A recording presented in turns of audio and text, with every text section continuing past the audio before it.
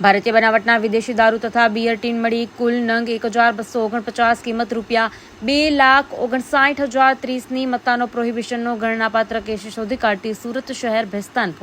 Police commissioner સાહેબ તથા સંયુક્ત પોલીસ કમિશનર સેક્ટર 2 સાહેબ તથા નાયબ પોલીસ કમિશનર ઝોન 6 સાહેબ તથા મદદનીશ પોલીસ કમિશનર આઈ ડિવિઝન સાહેબનાઓની સૂચનાથી ભેસ્તાન પોલીસ સ્ટેશન વિસ્તારમાં પ્રોહિબિશન તથા જુગારની ગેરકાયદેસર પ્રવૃત્તિ અટકાવવા સારું સૂચના આપેલ હોય, જે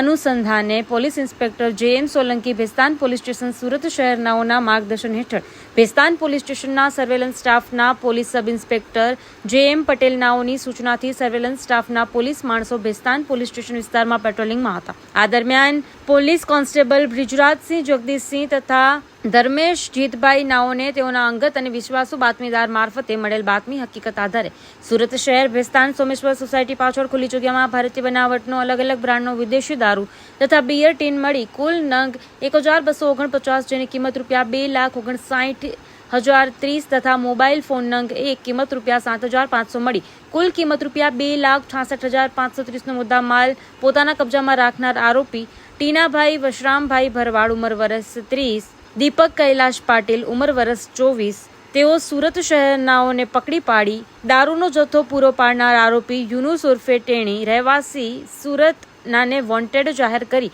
તેઓની વિરુદ્ધમાં ભેસ્તાન પોલીસ સ્ટેશનમાં ગુનો રજીસ્ટર કરવામાં આવ્યો છે. સમગ્ર બનાવને લઈને કાયદેસરની કાર્યવાહી હાથ ધરવામાં આવી છે. Bureau report Haresh Rajput, Surat.